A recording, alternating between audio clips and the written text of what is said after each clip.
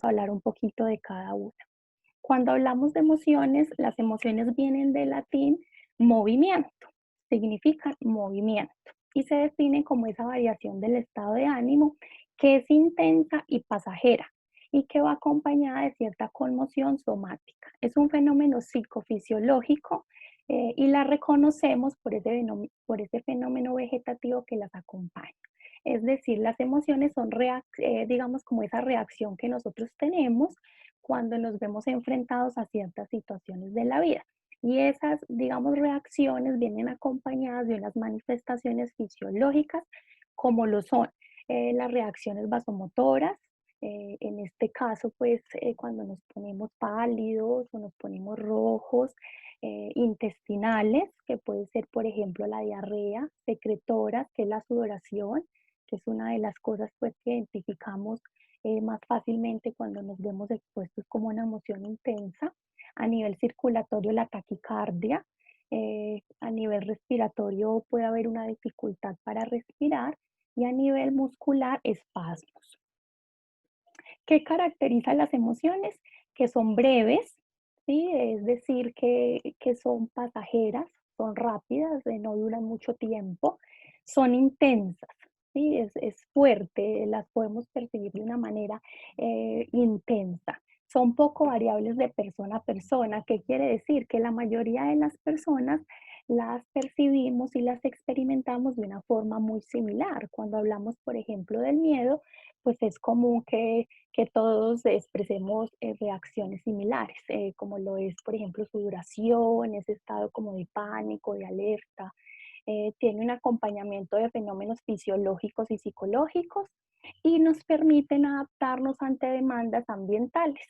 Entonces, dentro de algunas emociones que podemos experimentar está el miedo, la rabia, el desagrado, pues que iremos profundizando un poquito de esto más adelante. Bueno, ¿qué es un sentimiento? Un sentimiento ya es un estado afectivo más estable, ¿sí? La emoción, digamos que se caracteriza porque es pasajera, ¿sí? Es momentánea, mientras que el sentimiento es mucho más estable y complejo y mucho más duradero que la emoción.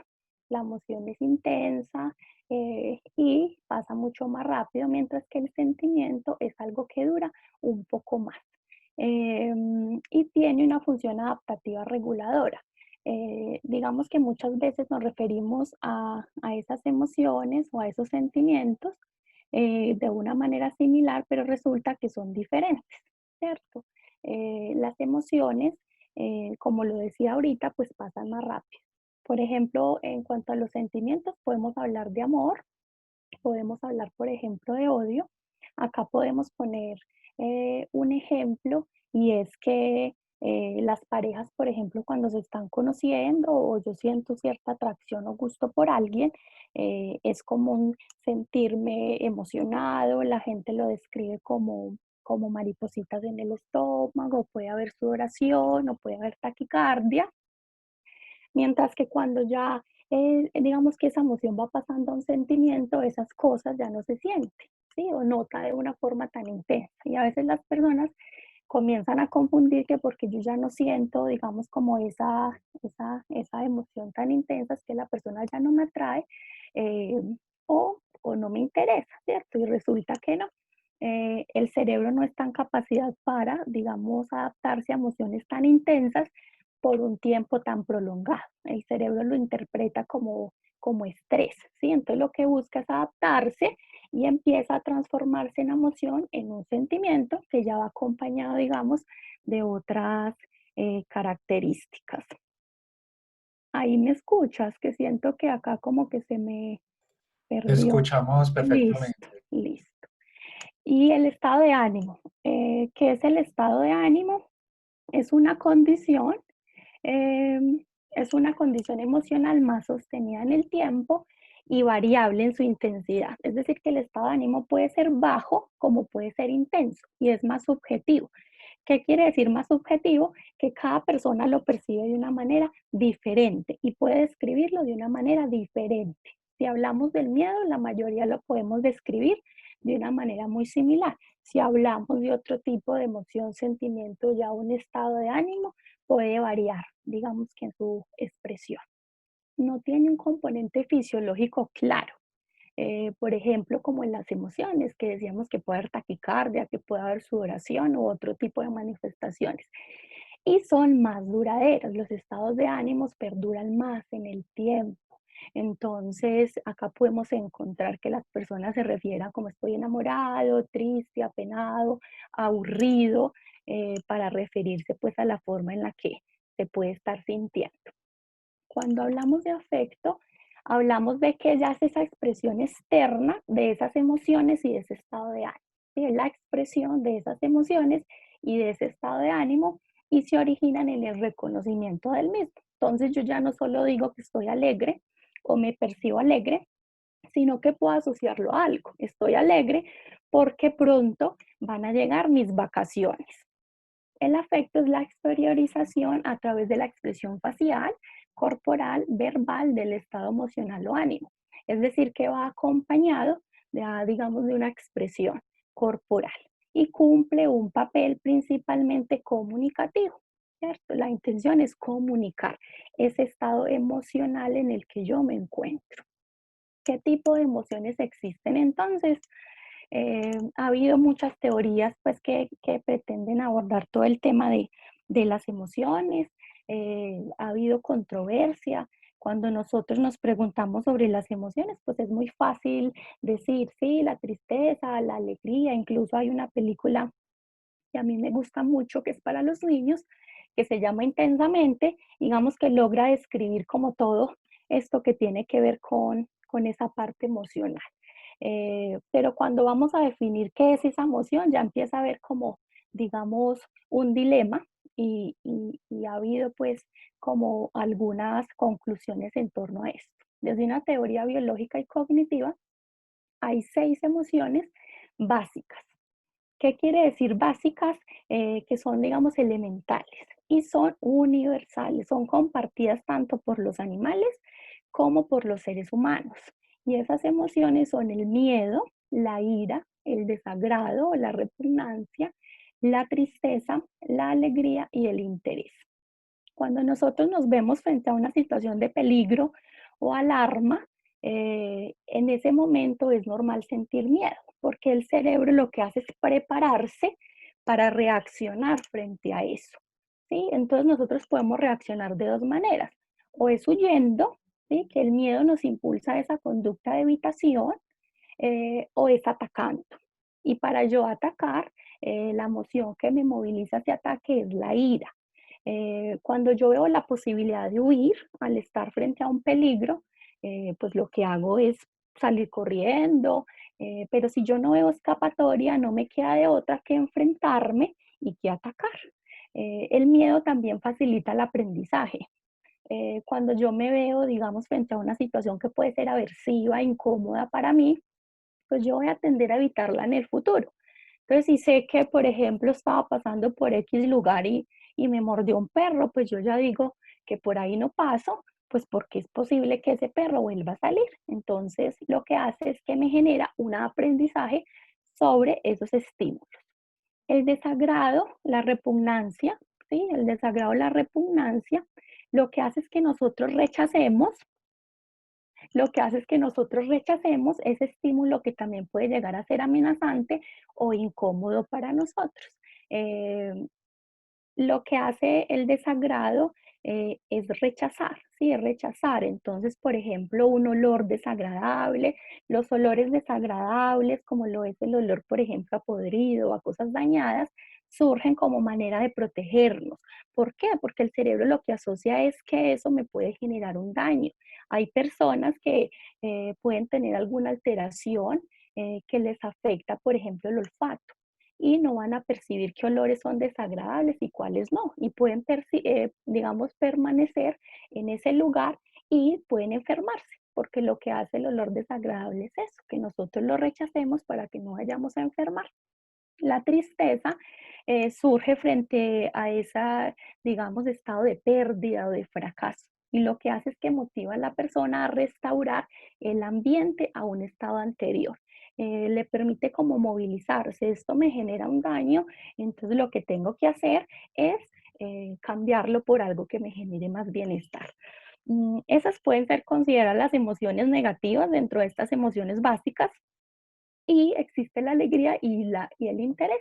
La alegría cumple una función tranquilizadora de preservar como ese estado de bienestar y ese estado de calma.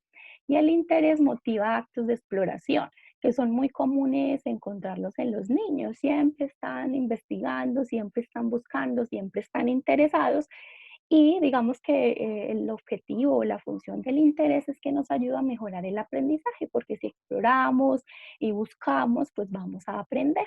Y esas podrían considerarse como esas emociones positivas, aunque no quiere decir que por ser emociones negativas sean malas o sean dañinas. Todas cumplen una función adaptativa. Esas emociones básicas, hay un autor que se llama Paul Ekman, que dice que esas emociones básicas comparten una expresión facial en común. Ha estudiado pues como todas esas expresiones faciales y se ha dado cuenta que todas o que todos los seres humanos compartimos la misma expresión de tristeza, de sorpresa, de alegría, de ira, de miedo. Entonces cuando nosotros vemos una expresión, pues aprendemos a asociar como esa emoción. Incluso este autor desarrolló un libro que se llama Cómo detectar mentiras y es basado en cómo detectar mentiras a través de identificar esos, digamos, expresiones faciales que son universales. Y es decir, que son comunes a todas las personas. También se desarrolló una serie con base en este libro, se llama Lie to Me, en español es Miénteme, y es muy interesante para los que quieran verla. Eh, Estudian pues como unos casos y a través de las expresiones faciales determinan si las personas están diciendo verdad o están diciendo mentiras. Estas emociones de miedo, ira, repugnancia y tristeza, digamos que encajan dentro de un grupo que se llama amenaza y daño. Cuando yo me veo enfrentada a una situación que puede ser de peligro o que puede ser de daño para mí, en ese momento pues siento miedo, ¿sí? Y siento un rechazo, una repugnancia, ¿sí? Por ese estímulo, por esa situación. Pero también siento ira que me va a impulsar a atacar y a defenderme. Y cuando ya pasó esa situación, entonces viene la emoción de tristeza por lo que haya pasado o esa pérdida que se haya experimentado en ese proceso. Y la alegría y el interés entran en una categoría que se llama inclusión y satisfacción motivacional. ¿Por qué? Porque si yo me intereso por algo que me parezca agradable y me motiva el aprender y digamos que esa parte curiosa, pues también voy a experimentar emociones de alegría y de satisfacción cuando veo, digamos que se cumplen esos objetivos o esas metas que para mí en ese momento fueron importantes. ¿Y dónde quedan entonces las demás emociones? Que seguramente eh, hay muchas más que la alegría, el miedo, la tristeza y el rechazo. Entonces ya hay unas emociones que son consideradas emociones secundarias, han llamado incluso hasta emociones terciarias y demás. Y esas emociones secundarias ya son el resultado de una combinación entre esas emociones básicas. Entonces, por ejemplo, dicen que los celos surgen de combinar el enojo con la tristeza y el miedo. Es decir, que esas 6 emociones empiezan a relacionarse entre ellas y empiezan a surgir unas nuevas emociones. Cada emoción básica pertenece a una familia de emociones que están relacionadas. Entonces, por ejemplo, la ira eh, puede derivarse la hostilidad, la rabia, la furia, el coraje, el resentimiento, la irritación, la envidia, la frustración. Eh, por ejemplo, de la alegría, entonces están esas emociones de satisfacción, de liberación, de estar contento, de sentirme orgulloso del logro. Y esas emociones de miedo entonces pueden derivar a otras como son la ansiedad, el nerviosismo, la tensión, la inquietud, la preocupación, el temor y el pánico. Realmente ha habido muchas teorías en torno a este tema de emociones primarias, secundarias, pero estas son pues como las más destacadas. ¿Cuál es la función de las emociones? Estas emociones evolucionaron para ayudar a los animales a lidiar con tareas fundamentales de la vida. ¿Qué quiere decir eso? A la supervivencia. como decía ahorita, las emociones básicas las compartimos con todos los animales inferiores a nosotros. Y lo que nos ayudan es a sobrevivir. Si nosotros nos ponemos a pensar en las mascotas que tengamos en la casa, como el perrito, por ejemplo, podemos darnos cuenta que ellos también comparten esas emociones. Podemos ver a nuestro perro alegre, podemos verlo triste, podemos verlo con miedo, podemos ver cuando algo le desagrada, podemos ver cuando algo lo motiva o lo interesa. Y la función fundamental, pues, es poder sobrevivir al entorno. Desde un punto de vista funcional, no hay emociones malas. Todas son benéficas, ya que le permiten dirigir la atención y canalizar la conducta donde es necesario, dependiendo las circunstancias que enfrentemos. Entonces, como yo decía ahorita, frente a una amenaza o un daño, pues el miedo va a ser la emoción que va a predominar. ¿Por qué? Porque necesito huir y necesito defenderme. En otros momentos, pues va a ser la ira, porque sí o sí no me queda más que atacar. ¿Cómo soluciona las tareas, desafíos o problemas de la vida? En conclusión, ¿cuál es la función de las emociones? Es una función adaptativa a las demandas del ambiente. ¿Dónde se originan las emociones? Nos preguntaremos mucho, ¿cierto? ¿Dónde se originan entonces las emociones? ¿En el corazón? Discúlpame, Marce. Lo que pasa es que como estamos con un límite de tiempo en la aplicación de Zoom, entonces dentro de un minuto se va a cortar, pero vamos a reiniciar la transmisión con el mismo link enseguida. Listo, ¿Listo? listo.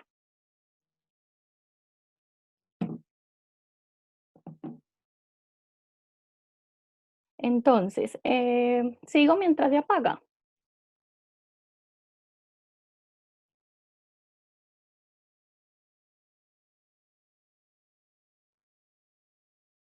Germán, ¿me escuchas? Sí, sigue. Listo. Entonces, estaba diciendo yo que nosotros nos preguntamos dónde se originan entonces las emociones. La mayoría diríamos que en el corazón. Cuando le preguntamos a las personas dónde sienten el amor, pues dicen en el corazón. Sí, yo te guardo en mi corazón y muchas expresiones surgen en torno a